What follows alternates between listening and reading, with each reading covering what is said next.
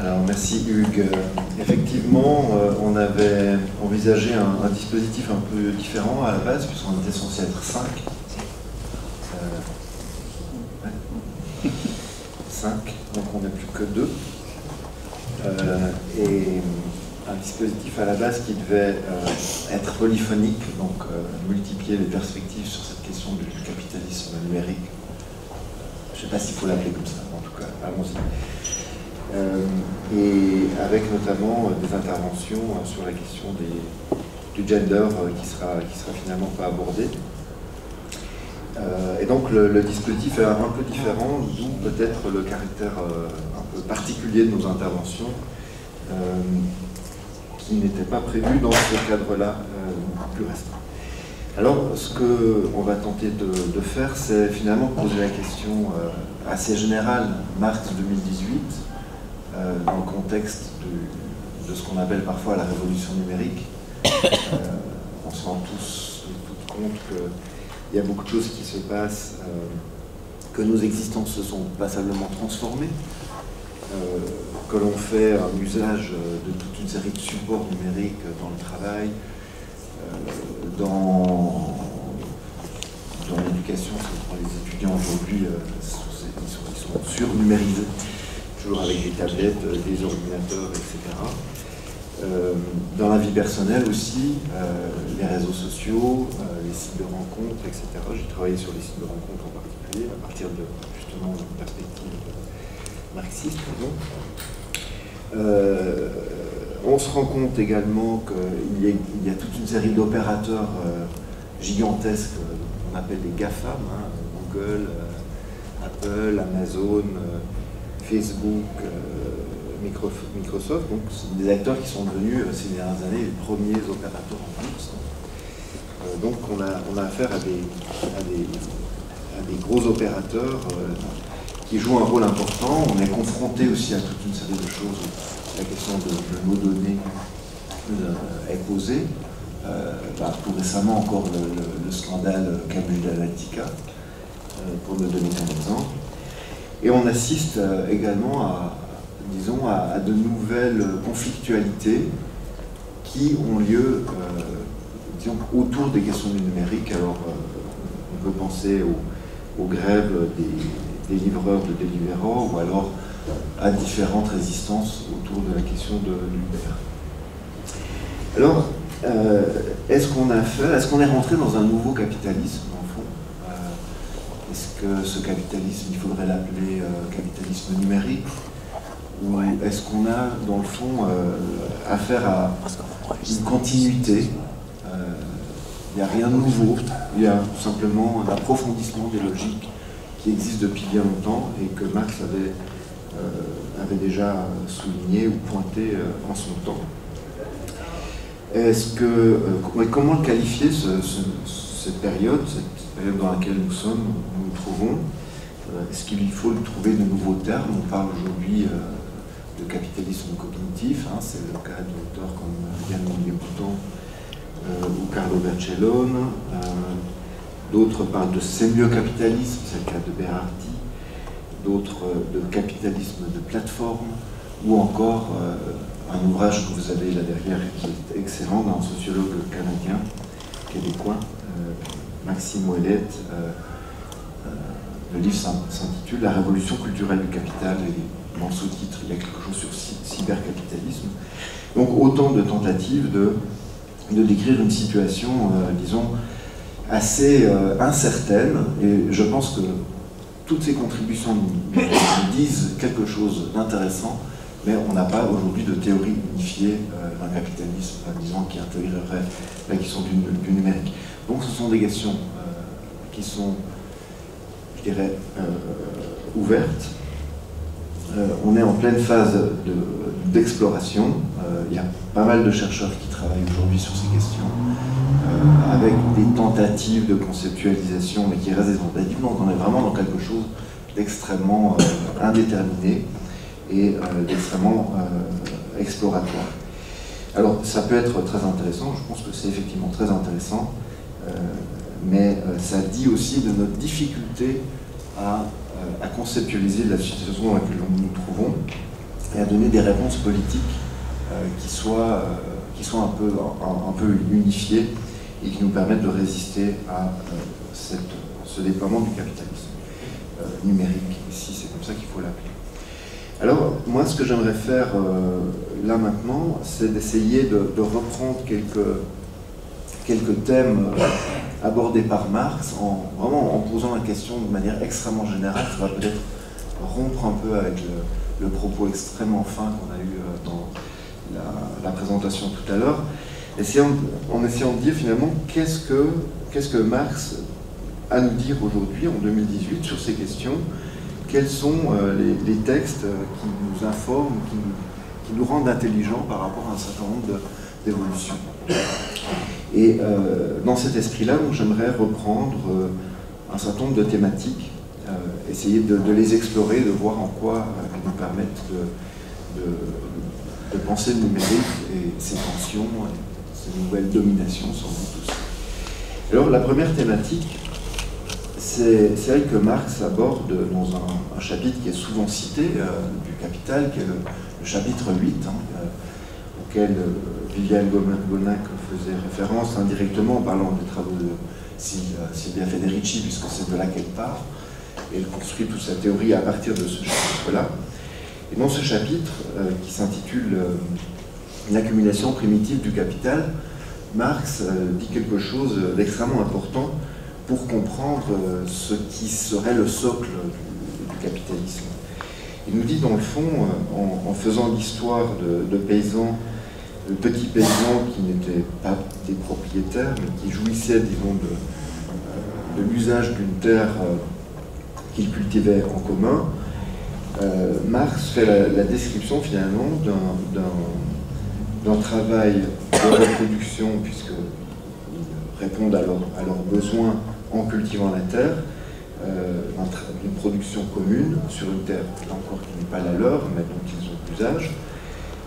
Marx nous fait l'histoire de cela et de la manière dont ces petits paysans ont été jetés hors de ces terres par le phénomène des enclosures, donc les clôtures du capital, si l'on veut, le fait de mettre des barrières, empêcher ces populations de cultiver la terre, ce qui les a condamnés finalement à la migration, une migration auprès des villes, enfin vers les villes de l'époque plutôt, et qui les a constitués ou transformés en prolétaires.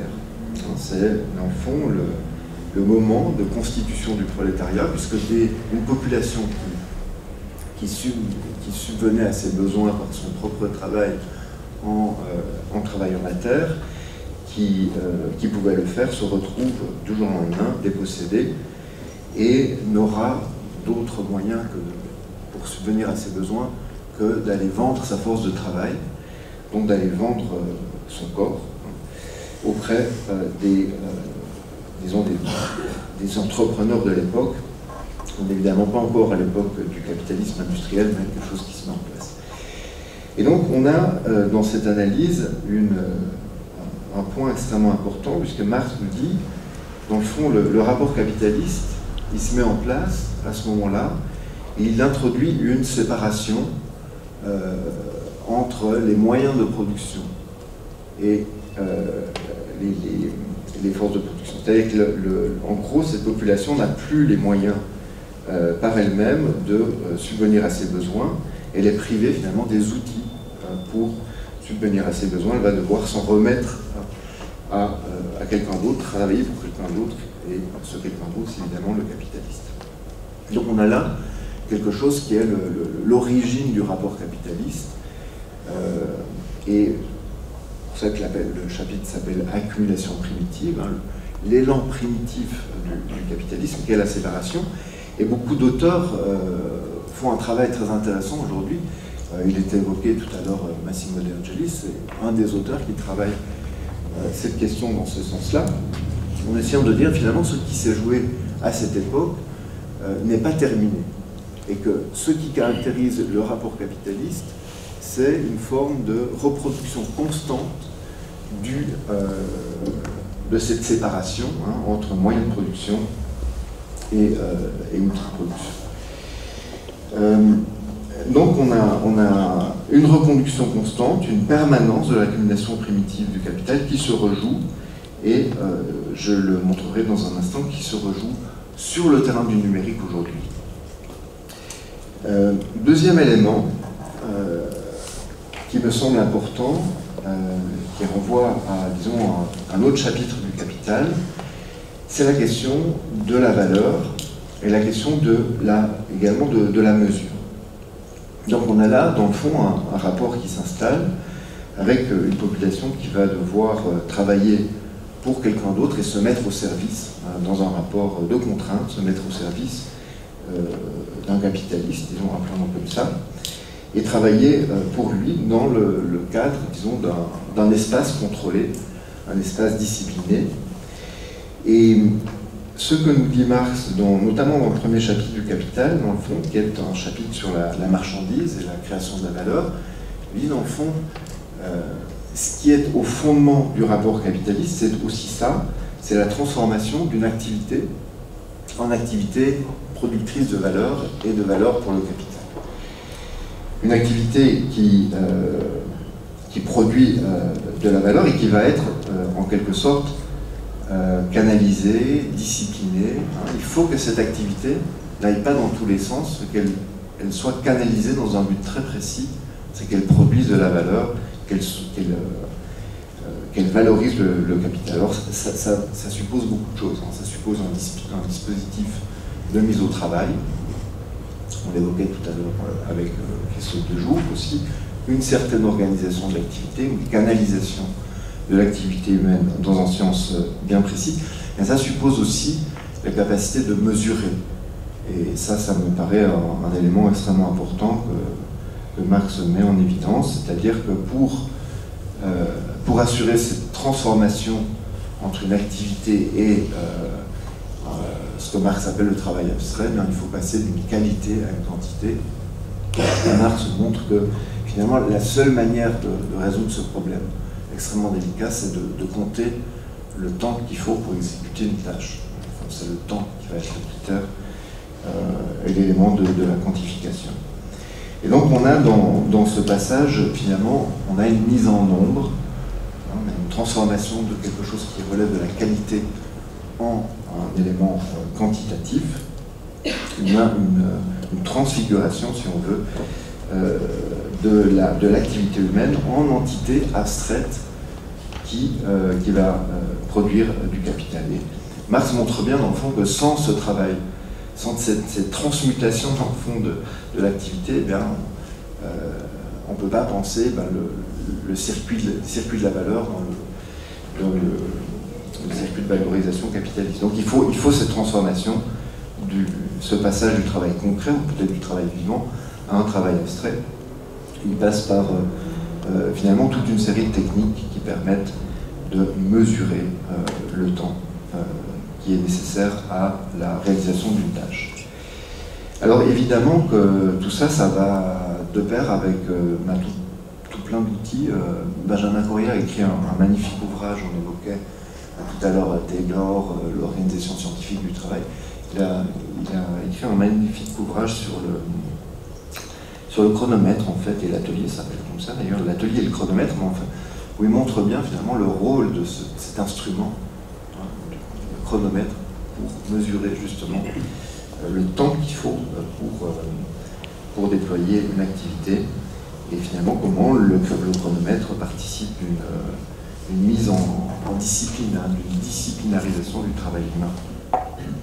Alors on pourrait ajouter toute une série d'éléments qui ont permis, dans le fond, d'instruments qui ont permis cette connaissance quantitative du travail, cette mise en équivalence qui suppose aussi une mise en nombre, en fait que le travail devient une entité abstraite et une entité chiffrée, et qui rend possible le contrôle à distance, hein, qu'on évoquait tout à l'heure. La gestion, elle n'est pas pensable sans toute cette construction historique d'instruments de connaissance qui passent par la mise en nombre du travail.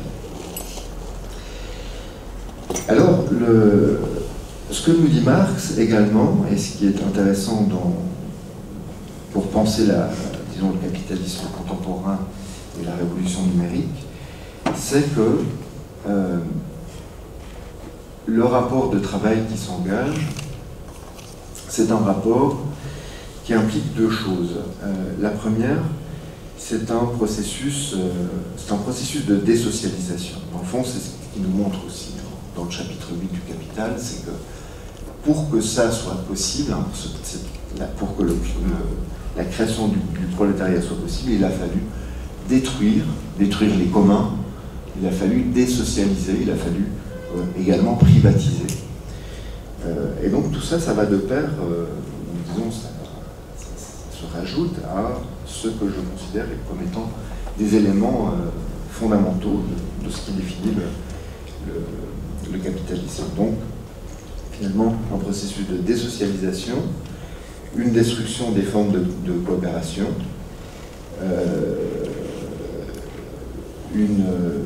un démontage de ce qui était certes pas de la propriété sociale et collective, mais en tout cas de la possession, au sens où Simmel l'entend quand il fait une distinction entre la possession qui est le fait de travailler la terre et la propriété qui renvoie au droit et à une possession abstraite en fait. Alors, ce qui me semble être aussi au centre du rapport capitaliste, c'est le fait que justement c'est un rapport. Et c'est un rapport qui n'est pas figé, qui n'est pas stabilisé une fois pour toutes.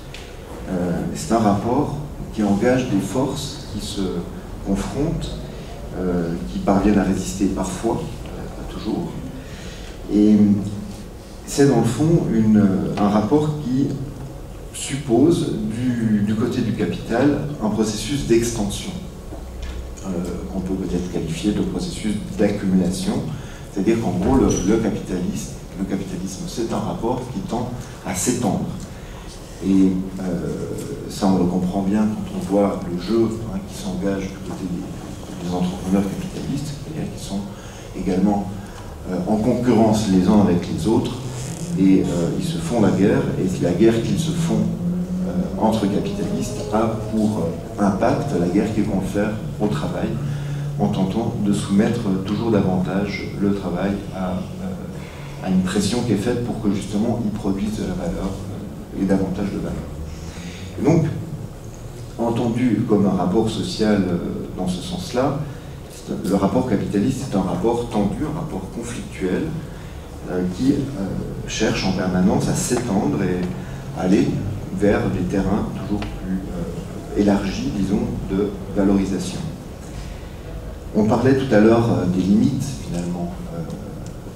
Pourquoi on a dépassé les limites de la supportabilité, puisque les gens se tuent sur le travail, sur le lieu même du travail.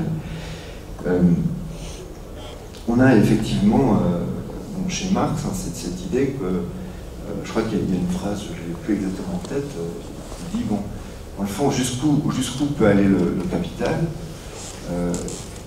il ira jusqu'au moment, en termes d'exploitation de la force de travail, là où il n'a plus intérêt finalement, là où il a intérêt à s'arrêter, c'est le moment où le travailleur ou la travailleuse décède, parce qu'elle ne reproduit plus sa force de travail.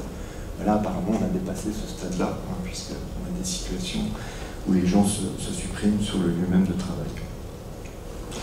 Et donc, le rapport capitaliste est un rapport tendu, un rapport conflictuel qui suppose donc un processus de valorisation, et ce qui veut dire qu'en gros, du point de vue du capital, dans le processus de valorisation, ce qui se joue, c'est la mise à disposition, la mise au service d'une capacité d'agir humaine pour la production de valeur.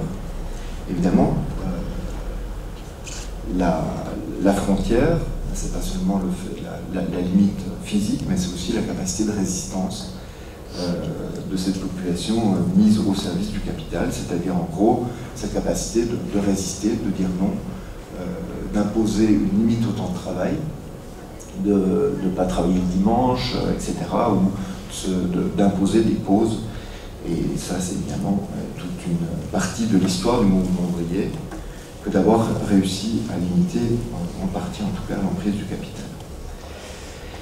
Alors, vu sous ce regard-là, eh bien, le rapport capitaliste, c'est un rapport tendu entre des pouvoirs et doit être en permanence réactualisé.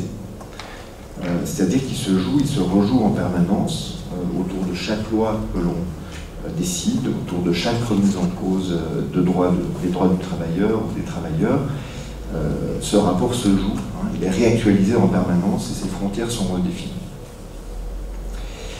Alors, à partir de ça, de cet éclairage un peu rapide que je donne sur Marx, et à partir de sa théorie, en quoi est-ce qu'on peut penser le numérique à partir de ces quelques entrées que j'ai fait qu'énumérer.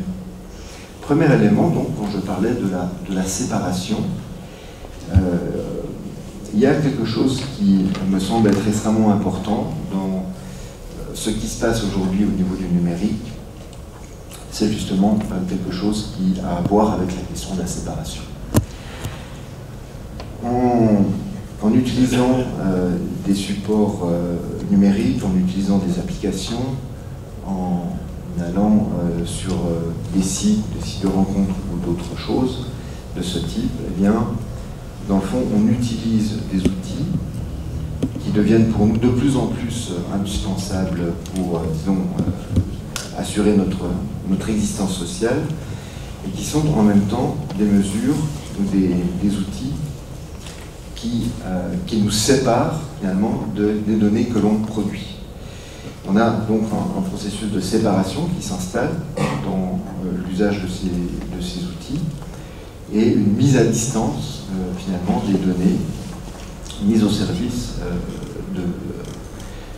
d'un certain nombre d'instances, de plateformes, etc., qui vont se les approprier, qui vont aussi les désocialiser, les privatiser, les revendre parfois, en faire de la marchandise. Donc on a, dans une certaine mesure, ce processus de séparation qui se redéploie, qui se rejoue dans le domaine du numérique à l'heure actuelle. Deuxième élément, la question de la valeur. J'évoquais à l'instant la question de la mesure, la question de la mise en nombre, l'importance dans l'analyse que fait Marx de ce passage entre le travail concret et le travail abstrait, cette mise en nombre qui permet la captation de l'activité, justement parce qu'elle n'est plus activité singulière et qu'elle est transformée en nombre. Eh bien, ce qui se passe avec le numérique, et le numérique importe l'idée de nombre, on est dans le nombre, eh bien, c'est une capacité par les machines numériques de faire, au moment même du déploiement de l'activité, ce qui, au moment du déploiement du capitalisme industriel, supposait tout un appareil de comptage, de mesure, de mise en discipline, etc. Avec le numérique, dans le fond, on agit d'emblée dans les nombres, on interagit avec des ordinateurs. Interagir avec un ordinateur, c'est transformer ce qui est de l'ordre du langage naturel en un langage chiffré. C'est une mise en nombre et l'ordinateur va travailler à partir d'une logique formelle des nombres. Mais notre activité est mise en nombre, elle est saisie et elle peut l'être de manière en étant mise en réseau, ce qui se passe aujourd'hui. Donc on a cette transformation qui n'est pas une transformation, disons, ex post, puisqu'on avait dans l'histoire du capitalisme l'idée qu'on a une activité qui est difficilement saisissable, mais le développement d'outils de mesure qui sont en même temps des outils de discipline pour mesurer l'activité et mal la mesurer, puisque dans le fond, on a bien vu tout à l'heure avec Christophe Dejour, on passe à côté de toute une série de dimensions. Eh bien, ce qui se passe dans le numérique, la praxis numérique, c'est qu'elle est d'emblée mise en nombre, elle est d'emblée mesurée au moment même où elle se déploie. Et ça me semble être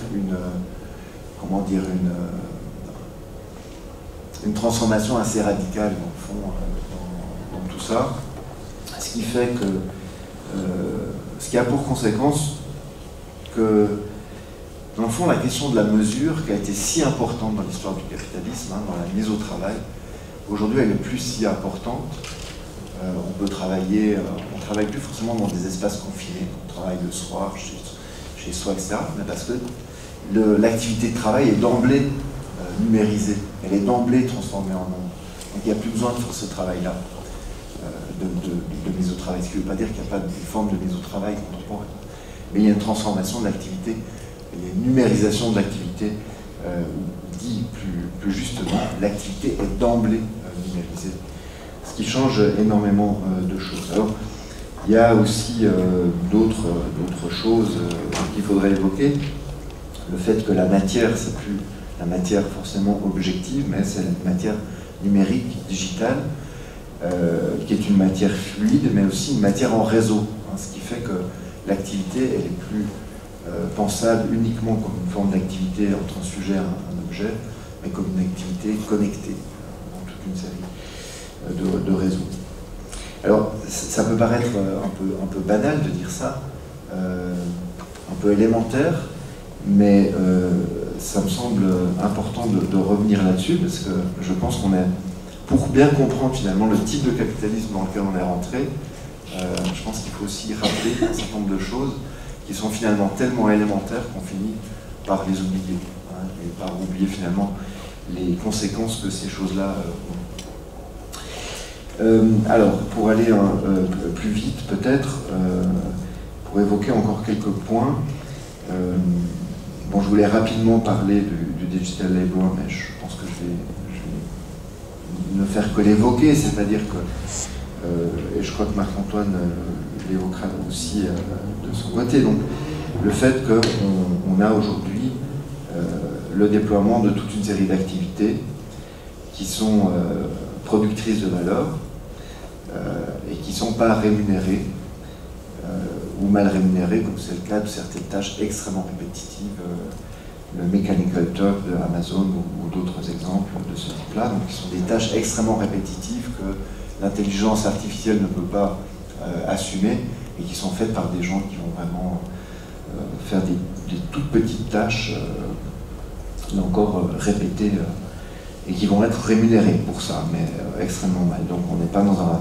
travail non rémunéré dans ce cadre-là, mais dans un travail, disons, répétitif, mal rémunéré. Alors, deux points que j'aimerais encore évoquer, pour boucler ce topo un peu introductif, c'est la question de la désocialisation que j'évoquais tout à l'heure avec Marx. Alors il y a une chose qui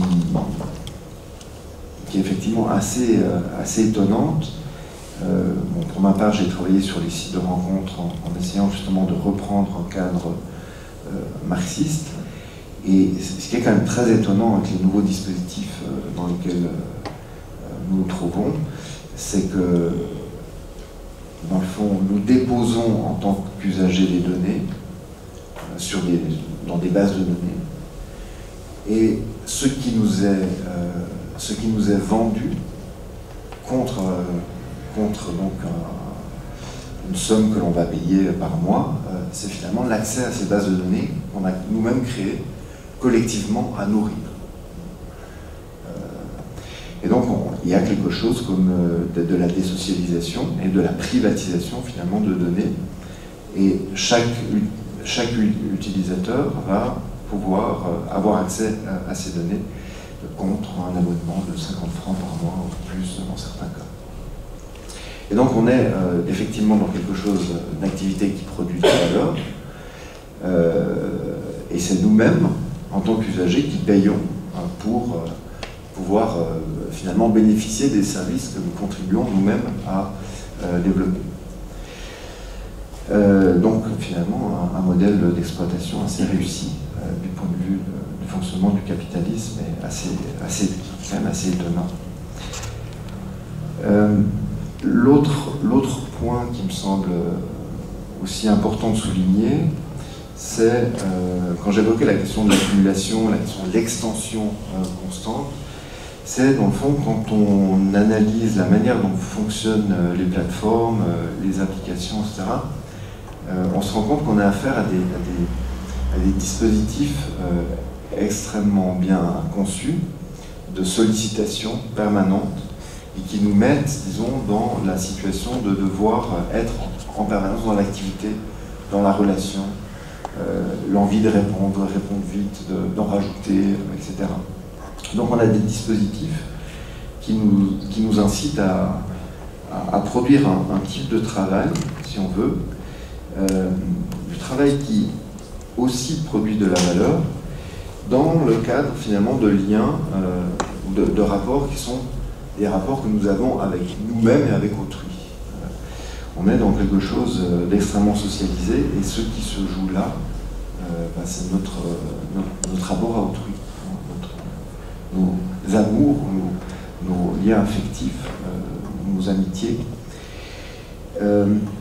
Et dans dans le fonctionnement, là, je passe très vite, hein, mais quand on analyse vraiment la manière dont ça s'organise, on est vraiment dans cette espèce de stimulation qui passe par l'envie de créer de la connexion,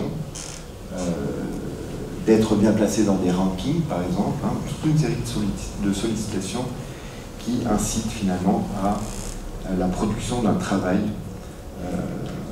qui va valoriser une plateforme, qui va valoriser un service. Alors, dans mon titre, j'avais évoqué la question des contradictions du capitalisme numérique. Je ne vais peut-être pas aborder ce point qui risque d'être trop lourd, mais j'aimerais quand même dire juste une chose très rapidement, c'est-à-dire que il y a chez Marx effectivement l'idée que pour comprendre le développement du capitalisme, pour comprendre aussi sa fragilité, il faut aller voir du côté de ses contradictions. Il faut aller voir du côté de là où finalement le système est pas si solide qu'il me semble, et là où il peut se craquer ou se défaire. Et je pense que des contradictions, il y en a beaucoup aujourd'hui dans le capitalisme numérique, notamment une contradiction qui touche finalement le fait que dans beaucoup de cas, on a affaire à des activités coopératives, à des activités sociales, à du lien social. Et c'est du lien social qui est privatisé, hein, qui est désocialisé si on veut. Et on a une vraie contradiction, et on voit que dans le fond, les développements intéressants du net, sous la forme coopérative, etc., justement travaillent cette contradiction-là et essaient finalement de répondre sur la base de dispositifs coopératifs, de donner réponse à des problèmes que les plateformes capitalistes, auxquels les plateformes capitalistes ne donnent pas de réponse. En répondant en répondant aux besoins, justement, à des besoins qui ne sont pas couverts.